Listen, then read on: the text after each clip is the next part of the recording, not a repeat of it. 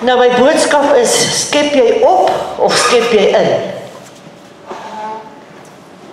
Wat wil ons nog hê? Wat moet Jesus nog doen? Hy het klaar opgeskep vir ek en jy. Hy sê, ek is die brood van die lewe. Ek is die brood. Hy het alles gedoen wat gedoen moet word.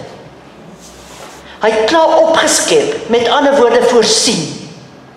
Ek en jy moet inskep, ons moet dit aanneem. Ons moet aanneem dat hierdie goed is klaar vir ons gedoen. Moenie jou kwel oor die dag van môre nie, maar ons stres laat die besies bewe. Roep my aan in die dag van benoudheid, ek sal jou uitred en jy moet my eer. Elke keer skep hy vir ons op. Hy gee, hy voorsien. Maar ons vind dit moeilik om in te skep. En hoe meer druk daar is, hoe moeiliker bevind ons onsself in. Die druk gaan al hoe meer word. Ons moet daarby net besef, dat hy die perfecte maaltyd vir ons voorberei, op daai Paasnaweek. Die perfecte maaltyd, alles wat ons nodig het. Vir gees, siel en liggaam. Dis nie net vir liggaam nie. So ons moet nou doen wat hy gesê het. Toe hy opskep, toe sê hy in Johannes 6, vers 53 tot 55. En Jesus sê vir hulle, voorwaar, hy herhaal homself. Ek sê vir julle, as julle die vlees van die seun van die mens eet en sy bloed drink nie, het julle geen lewe in julle self nie. Hy wat my vlees eet en my bloed drink, bly in my en ek in hom. In Johannes 6 vers 66, 666, het baie van sy disippels van hom weggegaan, omdat hy hierdie woorde gesê het.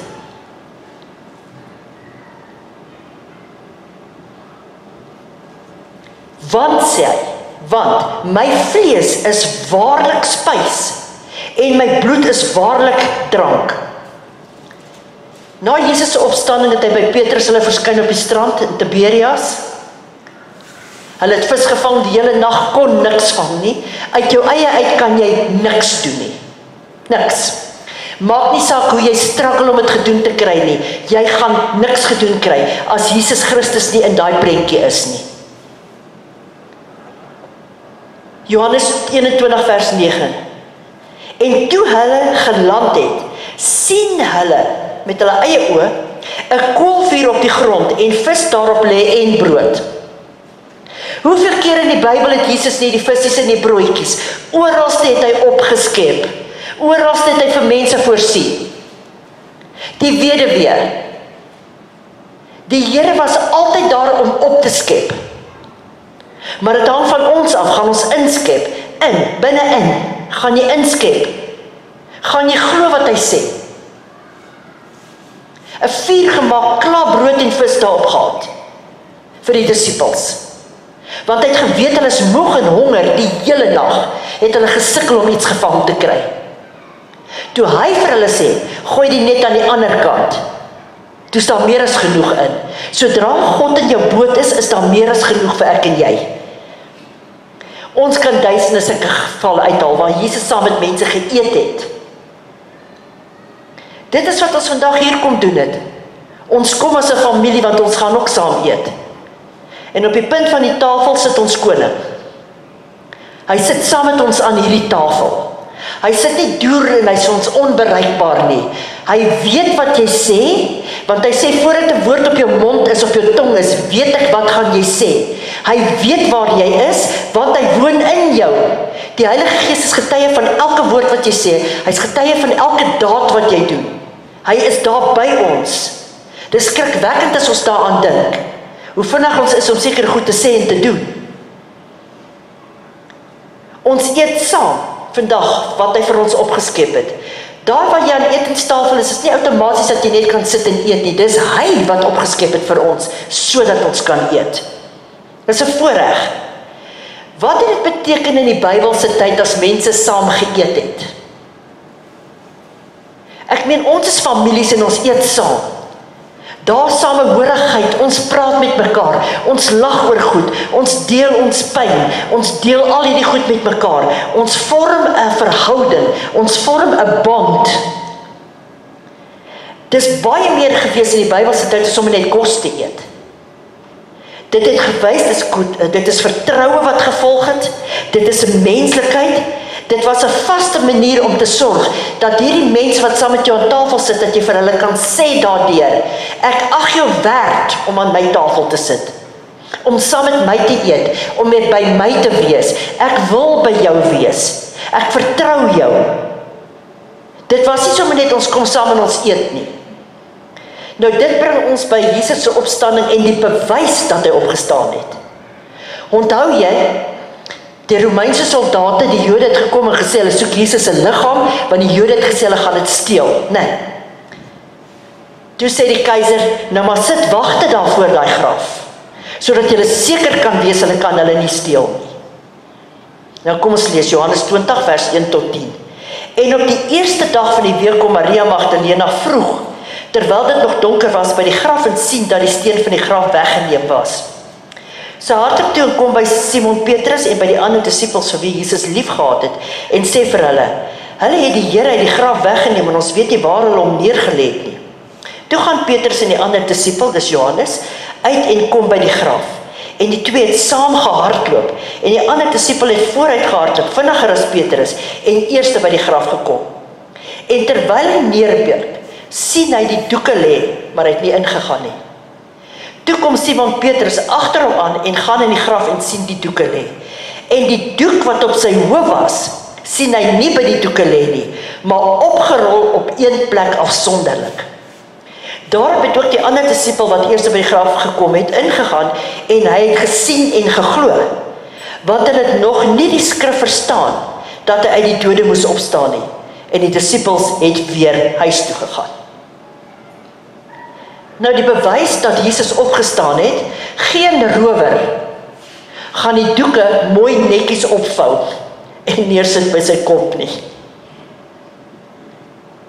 En ons moet weet hoe kragtig was daai dag, want die Bybel sê, een engel het gekom, en daar was 'n aardbewing, en die Romeinse soldate wat die graf opgepas het asof dood neergeslaan.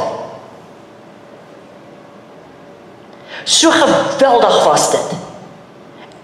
En die engel het daai steen weggerol, want hoeveel mense sou dit gevat het om dit te kon doen? En ons loof God vir daai dag, want hy het die stene weggerol, hy het die steen voor jou probleme weggerol, hy het dit klaar gedoen.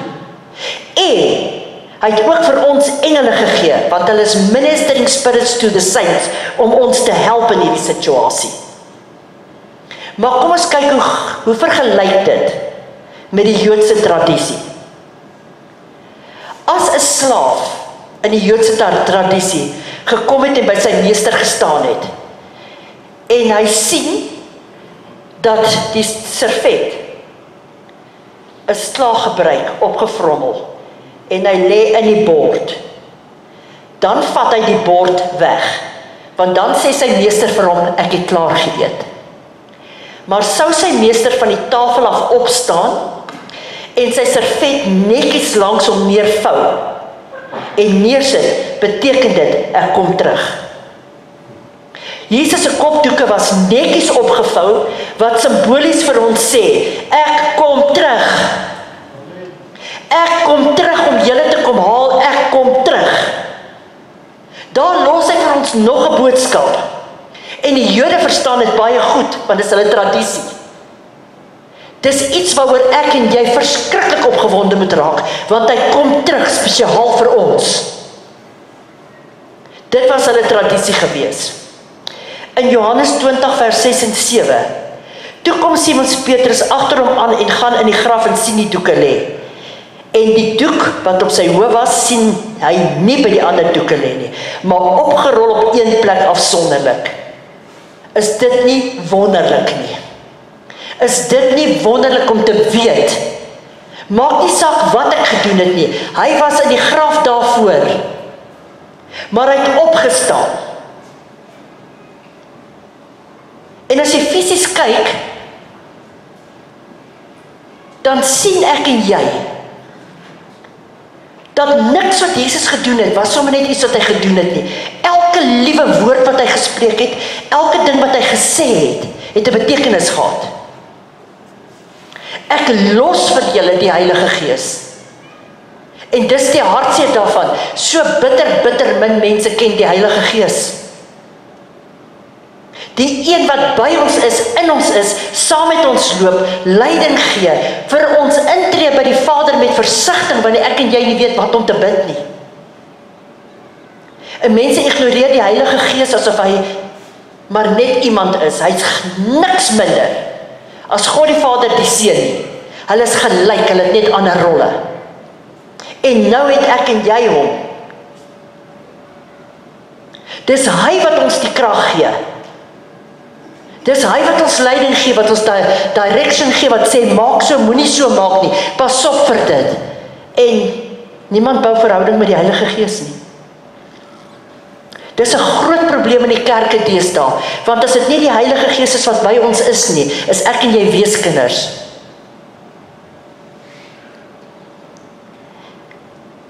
Hier is my uitdaging vir hierdie feesmaal, wat ons gaan saam geniet vandag. Openbaring 3 vers 20 sê, kyk, en hier is nie 'n kykie nie, dis kyk. Kyk met geestelike oë, kyk met vleeslike oë en kyk diep. Ek staan by die deur en ek klop. Jesus nie een keer aan jou hart kom klop nie, hy klop elke dag. As iemand my stem hoor en die deur oopmaak, sal ek ingaan na hom toe en saam met hom maaltyd hou en hy met my. Die brood van die lewe voer hy vir ek en jy elke dag, as ons daai deur oopmaak en sê, kom praat in my hart, Here, ek wil saam met jou maaltyd hou, ek wil hê jy met my kom leer my van die ewige brood, soos die vrou in Samaria, by die fontein, vir hom gesê, geef my van daai ewige water, sodat ek nie weer hoef te kom water skep nie, heeltemal verkeerd verstaan. Later het sy besef, toe die Here haar oë oopmaak, as jy weet met wie jy nou praat. Hy het klaar vir ons opgeskep, want hy sê, as iemand my lief het, sal hy my woord bewaar. As jy sê jy het God lief, sal jy die woord bewaar.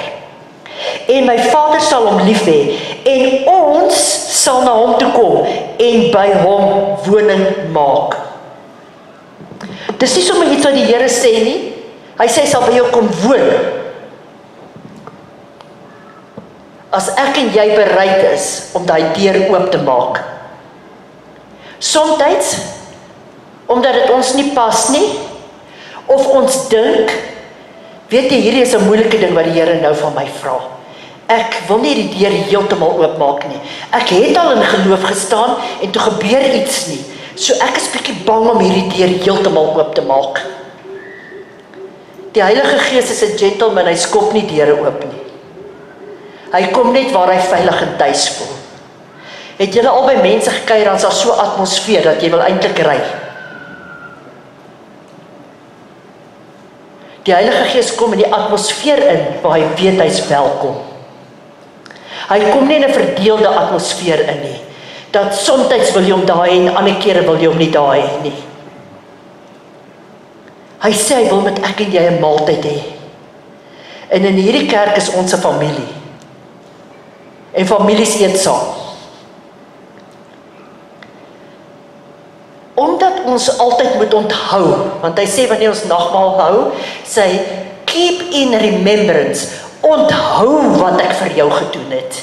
Onthou, dis hoekom ons dit hou. Getuienis is verskriklik belangrik. Hoe gaan mense weet wat God vir jou gedoen het, as jy nooit getuig daaroor nie? Dis nie 'n geheim nie. Getuienis is tot eer van God. Dis hoekom 'n mens getuienis doen. Dit kom alles tot eer van ons magtige God. En weet julle wat, ons sit so langs mekaar.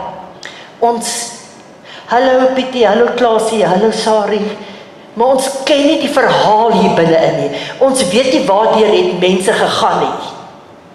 Ons weet nie wat jy al alles moes gedoen het nie. En weet julle wat so fantasties? Ons doen partykeer stupid goed. Stupid goed. Maar as jy by 'n plek kom, wat jy weet, jy kom 'n opdrag vir jou wat belaglik eintlik klink, motiveer is die Heilige Gees. Hy druk ons altyd in goed wat lyk of dit nie so moet wees nie. Wat van as die Here vir jou sê, gaan gee vir Bill Gates $1? Dit gaan vir hom oor die gehoorsaamheid. Ek en jy sal dink, maar hy is skatryk, wat wil hy met $1 maak? Dis soos die Heilige Gees werk. Hy doen altyd iets om jou uit jou comfortzone uit te haal. Want sodra jy gemaklik raak waar jy is, moet jy weet jou geestelike groei het opgehou.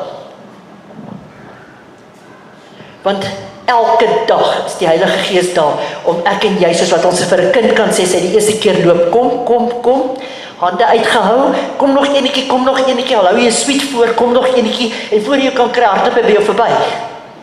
Dis wat die Heilige Gees met ons doen, hy wil hê ons moet vorder, ons moet geestelik groei.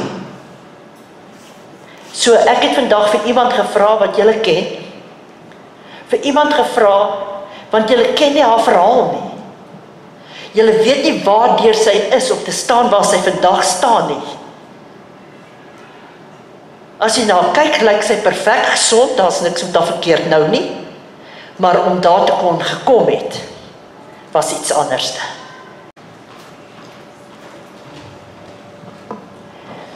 Goeiemôre, my naam is Lisa, vir die wat my nie ken nie. So, om so 'n groot testimonie te kan gee, op 'n naweek spesifiek, soos hierdie, is seker een van die grootste voorregte wat 'n human kan doen vir haar God, vir wie sy aanbid. 20 jaar gelede was dit 'n pragtige erfseoggend. Ek moet eers vir Kobus kyk, so ek gaan vir julle fokus. Het was 'n pragtige herfseoggend gewees en daar was 3 planne gewees vir daai dag. My plan, God se plan en die duiwel se plan. So my plan was gewees, ek gaan vandag na my koffieshoppie toe gaan en ek gaan hom manage soos wat ek hom gemanage het. En ek gaan môre, Saterdag, 'n nuwe menu launch vir hierdie koffieshoppie. En God se plan was gewees, I will never leave you and I will never forsake you.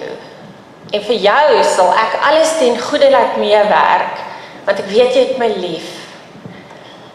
Die duiwel se plan was gewees om te kom kill, steal en destroy. En op hierdie spesifieke dag moes al 3 van hierdie planne manifesteer. So ek het na die shoppie toe gegaan en ek het my ding gaan doen daarso en dit was 'n goeie dag gewees. Ek het die middag in my kar geklim en ek het teruggery huis toe na my verloofde toe wat my Desember gevra het om met hom te trou. So, my hele lewe was voor my gewees.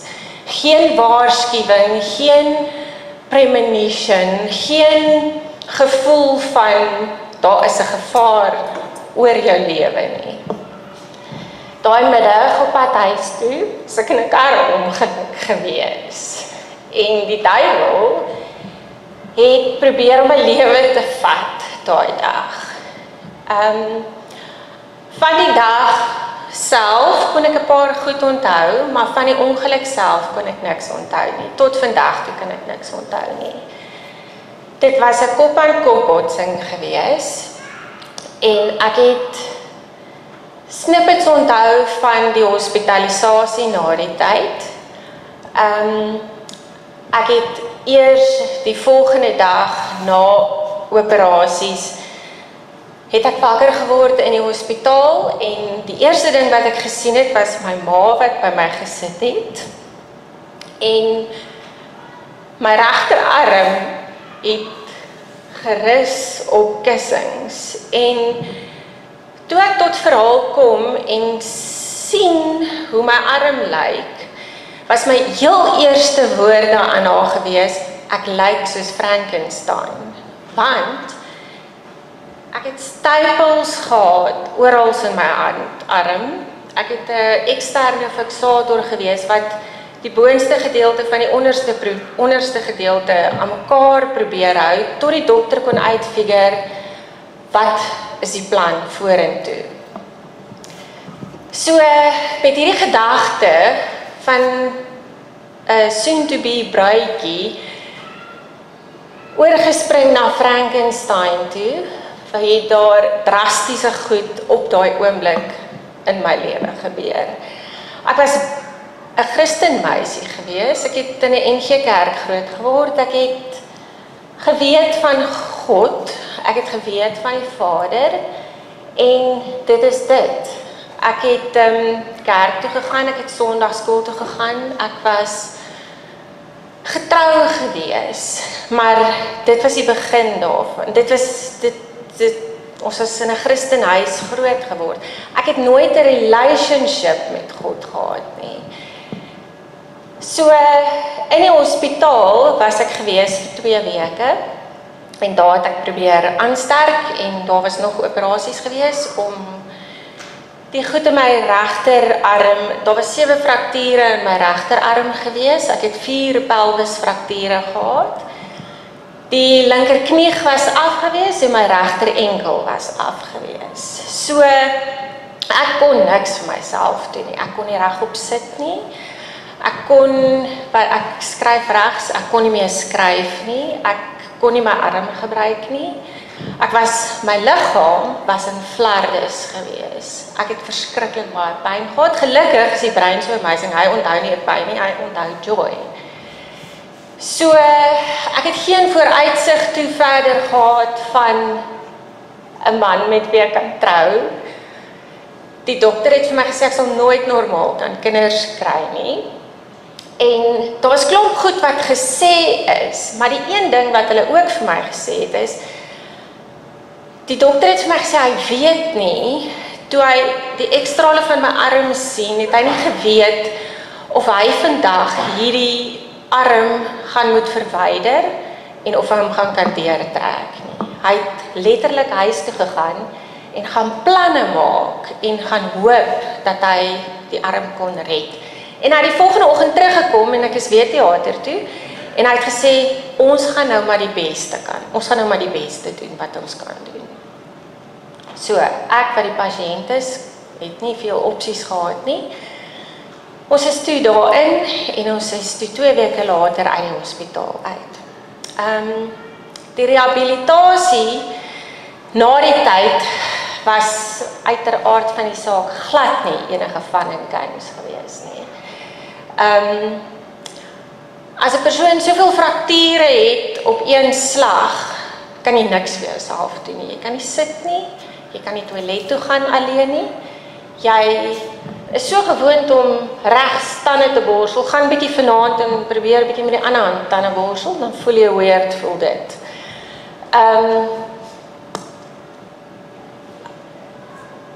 Ek was geforseerd gewees om terug te gaan na my pa en stiefma se huis toe,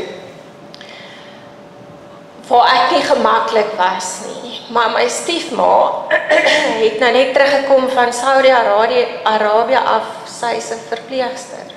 Sy het daar gewerk en haar kontrak het klaargemaak en sy het teruggekom. Sy het net geland toe sy in die hospitaal in die ongeluk en my ouers het dit goed gedink saam met Kobus dat ek na hulle huis toe gaan vir die rehabilitasie, want Karen sou my kon help om getrou en diligently my oefeninge te doen, sodat ek weer optimale funksie uit my liggaam uit kon kry, van wat niemand geweet het, wat is die possibilities, wat gaan moontlik wees nie. So het ons begin die oefeninge doen, en dit was absoluut 'n nag. As jy gedink het jy is lief vir iemand, en jy begin met fisio na die tyd, dan begin jy weer 'n nuwe haat ontwikkel, vir dokters, vir tegnologie, vir simpel oefeninge. So, daar was 'n geel emmertjie gewees met albasters uit ons kinderdae uit. Ek het 2 jonger broers gehad, ons het baie alles gespeel. En op 'n oggend as ek wakker word, was my sole purpose en mission vir die oggend gewees om al daai 100 albasters op te tel uit die geel emmer uit en in 'n ander bakkie neer te sit. Want ons moes die funksie van die senuwees weer aan die gang kry. So is 'n journey op journey op journey om te versterk en om weer sterk te word en om weer vir die brein nuwe koneksies te leer. Ek was vir weke, maande daar gewees om myself te herstel tot ons gevoel het, okay, ek kan nou weer treetjie vir treetjie gee om vorentoe te beweeg. Ek kan weer alleen badkamer toe gaan, ek kan weer alleen stort, ek kan weer alleen 'n broek aantrek. Dit was 'n groot mission gewees. In daai stadium het ek gewonder oor hierdie Christendom ding en ek was so kwaad vir God gewees. Ek was so kwaad vir die Here, want waar was jy in dit alles gewees? My liggaam was stikkend en ek het so seer gehad. Kon jy my nie net beskerm het nie? Was my vraag aan hom gewees. En ek het nie op daai stadium vir pastoor Jenny geken nie. Ek het nie die bloed van Jesus geken nie. Ek het nie, nagmaal was iets wat die ouers gebruik het in die kerk. Ons mag nie nagmaal gebruik het tot jy aangeneem en voorgestel is nie. So,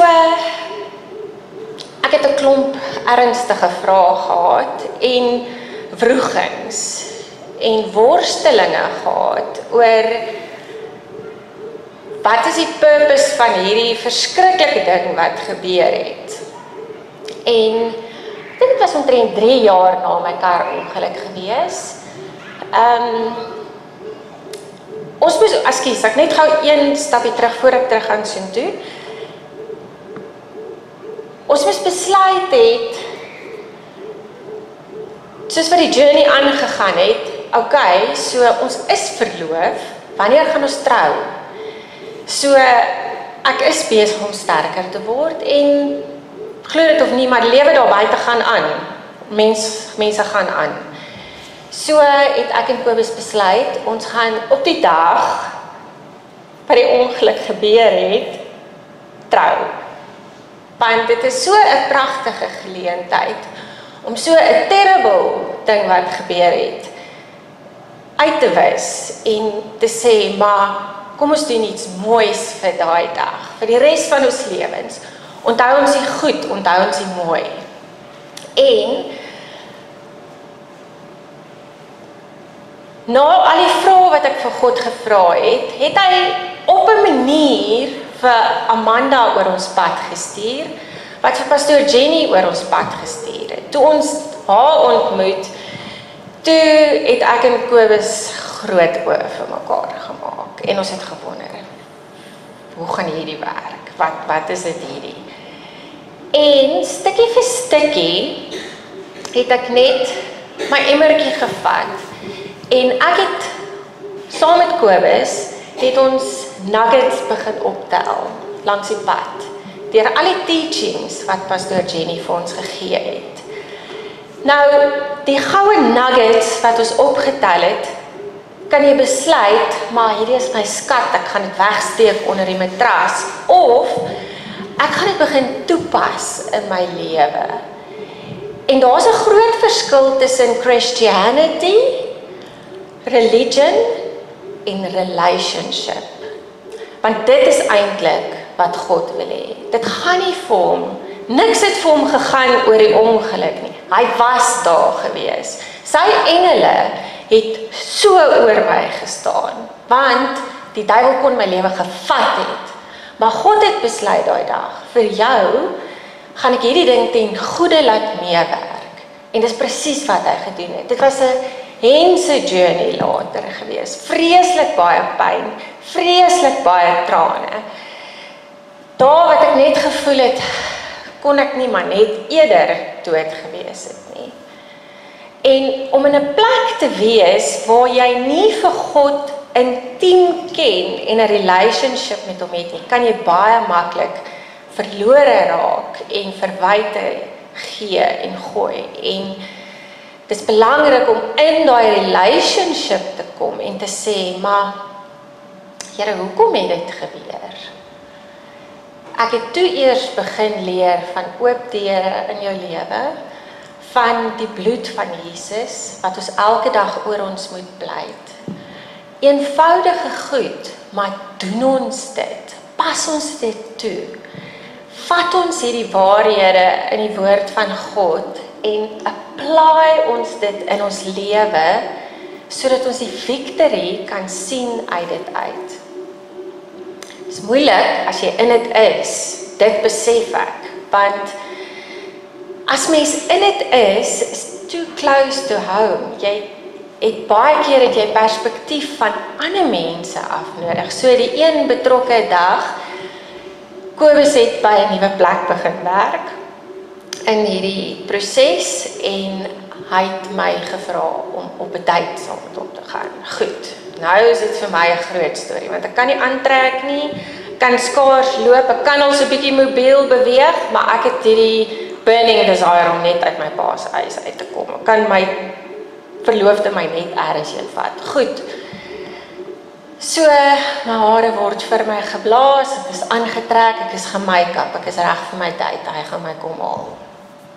Net om my te bel en te sê, ek is jammer, hier is 'n krisis by die werk, ek kan nie meer kom nie. Dit is al daai moeite vir niks nie. Maar hy het my weer gevra op 'n date en ek het weer opgestaan en ek het weer gaan klaarmaak en regmaak. En hy het my spur toe gevat. En soos wat ons na die voordeur toe stap van die spur, hierdie been is in 'n stit. Hy hou hierdie een heel arm vas.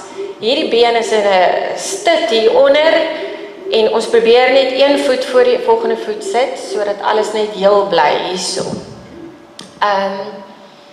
Kom daar 'n meisie na my toe aangestap, maar haar oë is net so groot. En sy sê vir my, ek wil net vir jou sê, ek kan sien waardeur jy gaan. En 2 jaar terug was ek presies waar jy was. En ek wil vir jou sê, dit word beter. Ek verifiseer, weet dit wat ek vra, dit word beter.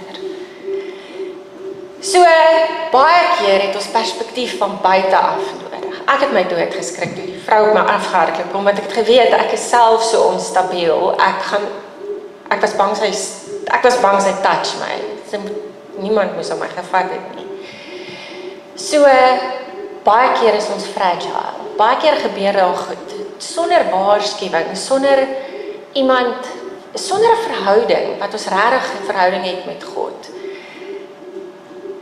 Oor die jare het God ons geleer om hierdie golden nuggets op te tel en te apply in ons lewe, om 'n deel te maak van ons lewe. En ons het gesien hoe dit werk. Een van die eerste goed wat Pastor Jenny vir my geleer het, is ons het swanger geraak met DNA. En sy het vir my gesê, sy het ons geleer, jy vat jou regterhand van autoriteit en jy sit dit op jou maag en jy begin insaag gee in hierdie kind se lewe. Hoe crazy is dit? Wie leer sulke goed? Dit staan nie woord vir woord in die skrif nie, maar ek het living proof van alles wat geprofeteer is oor my kinders se lewe, wat ons kan sien seëvier. En ons is so dankbaar vir die golden nuggets, maar dit lê nie net in die geel emmertjie nie. Ons het besluit om dit te apply in ons lewe. En ek dink nie ek kan 'n groter testimony wees van battle scars nie. 'n Mens staan partykeer hier voor en jy dink, "Jesus, hy het al 'n gat in die botter geval." Maar jy ken nie die storie agter die storie nie. En jy weet nie hoe hard het daai persoon gepres om deur te kom nie, want dit was relentless. Dit moes relentless wees. Dit moes persistent wees, dit moes aanhoudend wees. Jy kan nie ophou nie. Jy kan nie opgee. Daar's nie tyd vir opgee nie. Ja, jy kan gaan sit en sak en as. Maar môreoggend staan jy op en jy face dit en jy gaan weer aan. En endurance is een van die sterk features wat jou deur jou relationship sterker maak, wat jou journey sterker maak. Ons weet ultra-atlete het ongelooflike endurance om tot by die einde, kyk vir Gerda Steyn, sy doen, dit is so maklik. Dit is so maklik vir Pastoor Jenny is dit so maklik. Voel dit nie vir julle partykeer, dit is so maklik om vir ander mense om in God se presence te kom nie, maar ek moet heeltyd pres.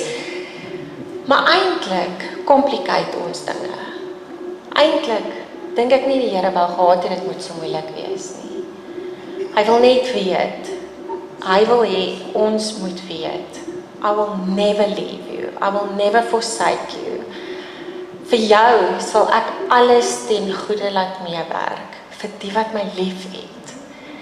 En dit beteken nie net vir my, dit beteken vir jou, en dit beteken vir jou. Dis vir elkeen van ons wat deur moeilike goed gaan, en ons almal gaan deur moeilike goed. Dit hou nooit op nie. Maar daai endurance gee vir jou die sterkte om daar deur te kom. Daai golden nuggets moet jy apply, maak dit deel, plant dit in jou hart in. En laat dit jou opbou, laat dit jou optel. En kyk hoe maak dit 'n verskil rondom jou. Jy gaan nie vandag die verskil sien nie. So, daar was 'n klomp penne en plate en goed in my ingeplant om alles in mekaar te probeer hou. En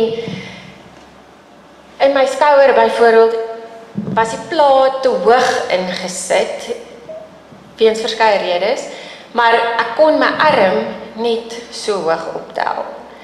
So die volgende mission was gewees om so gou as moontlik daai plaat uit te kry. Maar ek het nie geweet kom ons speak healing in dit in nie. Kom ons versnel healing deur goed wat ons sê en declare en decree. So Dinsdag wat oormôre is my en Kobus se 20ste huweliksherdenking, 19de huweliksherdenking, maar my ongeluk se 20ste bestaanjaar, wat ek 'n testimonie kan wees vir ander mense. En dit is so naby aan 'n Paasnaweek soos hierdie, waar God se liggaam meer gebroken was as wat ek ooit kan dink, droom of imagine. Iemand wat so precious is, wat sy lewe kom gee het, sodat iemand soos ek vorentoe kan gaan en kan willens en wetens 'n besluit maak. Gaan ek vandag opgee of gaan ons vandag voortveg? Gaan ons vandag aan journey? Gaan ons vandag nog 'n albaster optel en in die ander emmertjie sit om victory te declare oor Satan wat soveel bose planne vir ons het nie.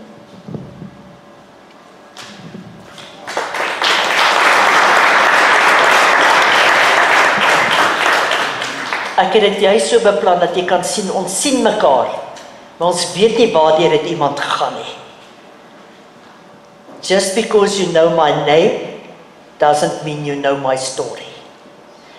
So, sy kan dit nou in 'n paar sinne kom opsom, maar gaan probeer 'n bietjie om jou hand te vat om vir albastertjie in te sit. Om al jou drome en skerwe te sien. Al daai dinge wat 'n mens daar lê en dink, dan besef ons die grootste voorreg wat ons het, is ons ken Jesus Christus van Nasaret. As jy hom nie ken nie, het jy niks, is jy niks, kan jy niks doen nie. So Lisa, baie dankie vir jou getuienis, dit spreek vir ons boekdele, en glo my, dit is nie so maklik vir my, ook om in die Here se teenwoordigheid te kom nie.